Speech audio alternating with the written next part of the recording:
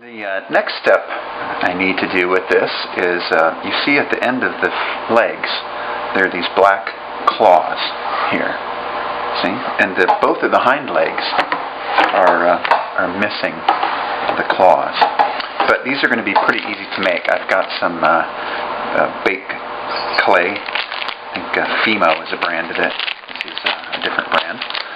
And what you can do with this is fabricate a piece out of this clay, and then you bake it in an oven, and it makes it hard, and then you can attach it and paint it and do whatever you want with it.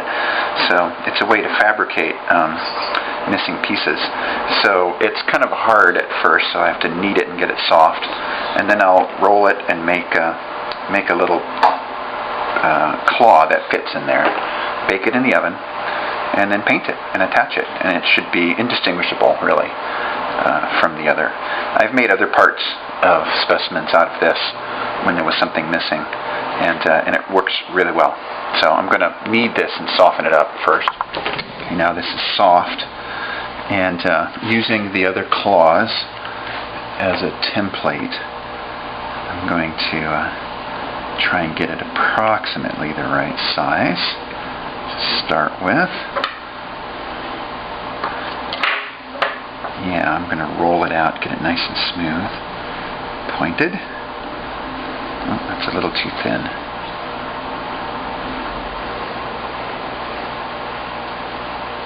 Let's see here. Oh yeah, a little more pointed. Oh, perfect. And then it's sort of set into this hole, kind of at an angle. I'm going to clean that out a little bit. And no matter how I attach it, it'll probably look pretty good, but you might as well try and get it as accurate as possible. Let's see here. Like this. Yeah. And then fit it into the opening. It's a little bit thick. Make it a little bit thinner on the top.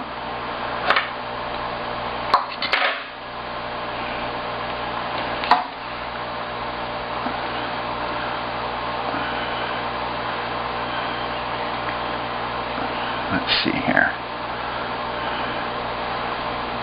It shrinks slightly when you bake it too, but that should work all right.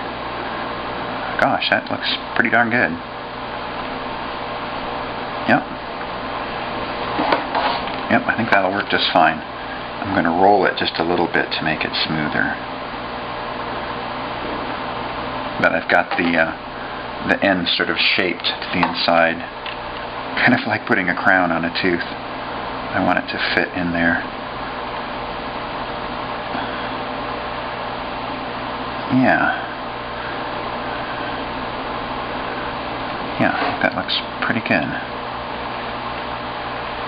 Okay, and I'll make one for this one.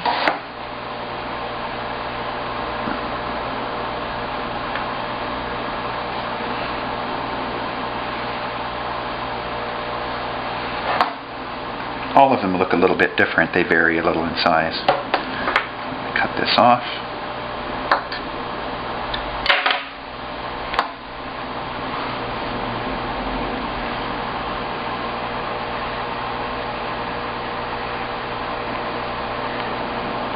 Okay. That one's actually a little long, so I'm going to take the tip off, roll it, make it a little shorter.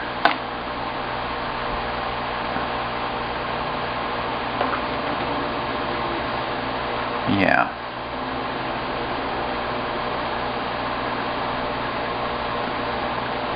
There. That was so easy. Okay, there's that one. We'll double check this one to make sure this one still looks good.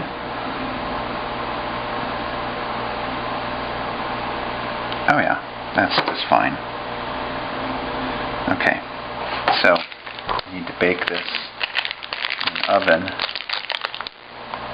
275 degrees for 15 minutes. Alright, these tips baked clay. Came out really nice. They fit right into the holes. And I used a razor blade and just kind of shaved them down a little bit to shape them.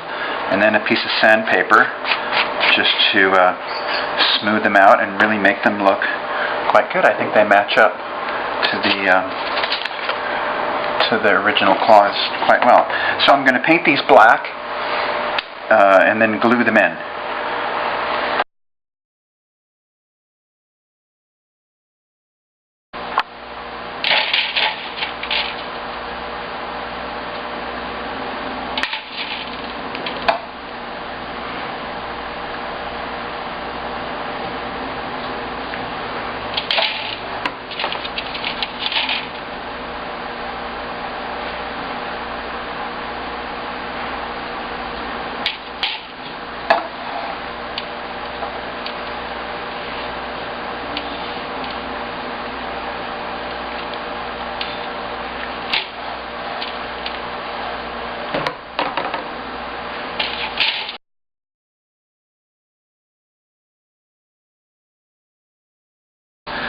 Well, I got the claws glued on and they look really good. Now, there's some spaces here where the shell has been broken and there's a hole. And I've compressed the foam. And I'm going to use wood putty to fill that space. And I've got a tile grout scraper I'm going to use as a tool to push that in.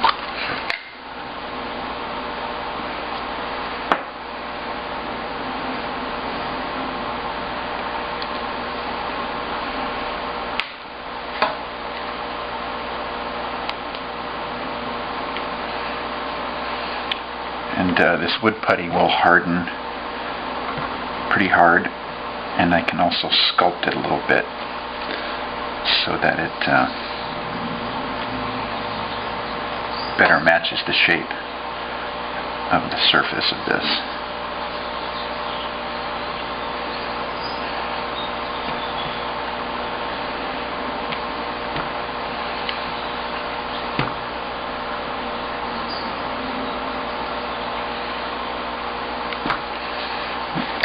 Too much.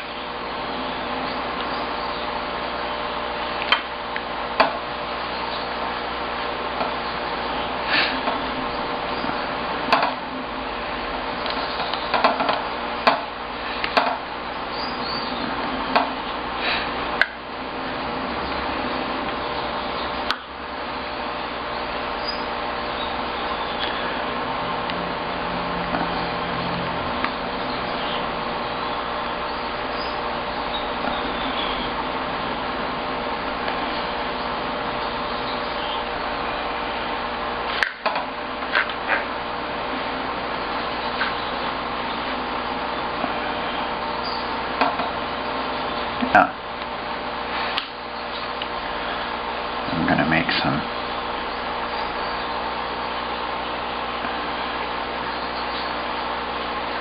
shape it a little bit. There's some little bumps here on it that I can kind of imitate.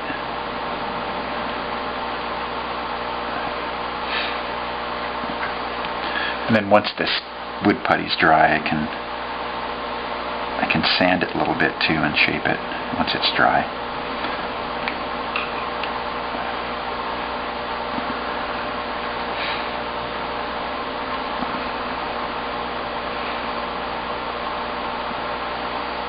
Just to get a little bit of texture.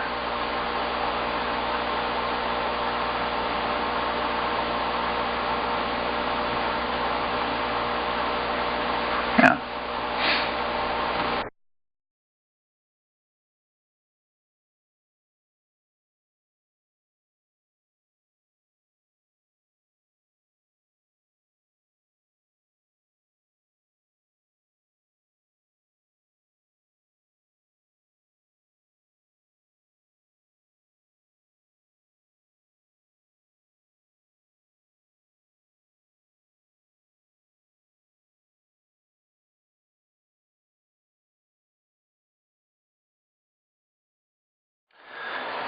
These are mouth parts palps, I think they would be called.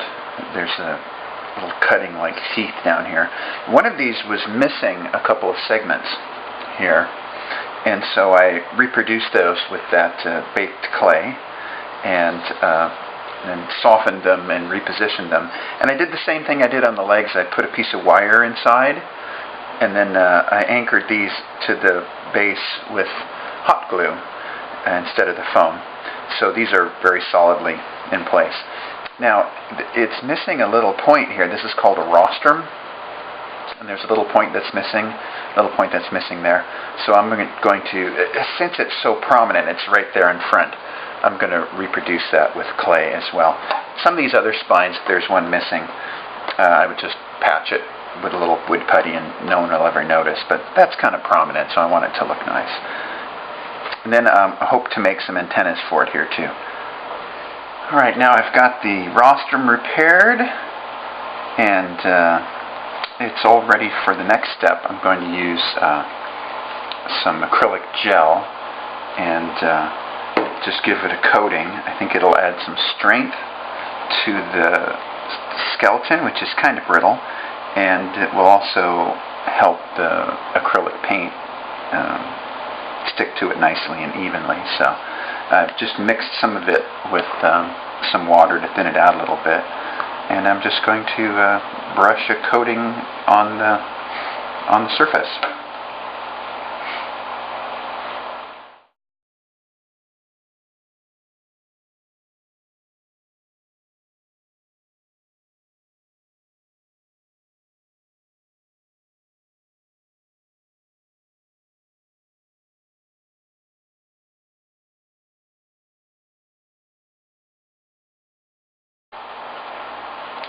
Alright, now I'll let this dry, and then I'll flip it over and put some on the other side too. Alright, so now this is dry, so I'll flip it over and do the other side. Now I'm starting to experiment with applying paint. I've got acrylic paint here, and I've thinned it out to make it with water to make it thinner so that it shows some of the features. And I'm starting with the bottom. Now the bottom isn't going to show in the finished specimen, but it's a chance for me to experiment with the painting to try and get the effect that I want. My artist friends have suggested that by thinning this out with water and making it thin, I can sort of gradually build up layers to get to the right colors I want. And there are certain areas here where there's patches of color, and so I'm trying to work around those, and then when I get to applying the actual living color, I can apply the paint there, and hopefully that'll blend in pretty well. This is actually looking pretty good. These crabs are pretty light colored. They're white in certain places, and this is kind of a cream, daisy cream it's called, so it's just a slightly off-white. I think this is going to be a good color for it. So I'm going to apply some paint here, and you can see how it looks. By really spreading it out,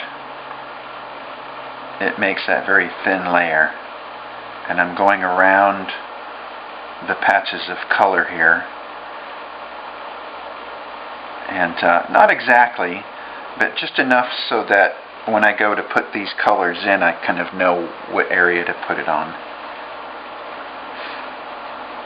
Yeah, this is actually looking pretty good.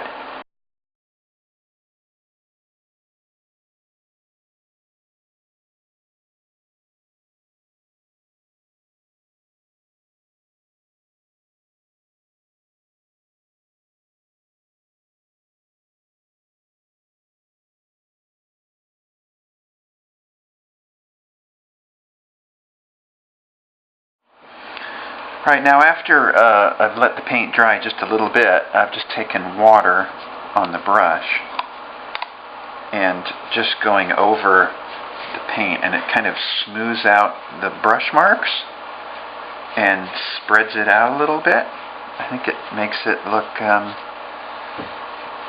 much more natural. And you can see the little sort of dots and bumps and markings underneath, and I think it helps blend it in around the edges where there's color here too. So I think this is a technique that's going to work well. So it was just a few minutes after, I don't know, maybe 5 minutes after I put the paint on, I'm going back and just kind of going over it with a damp brush to even it out. I'm liking it. I think it's going to work.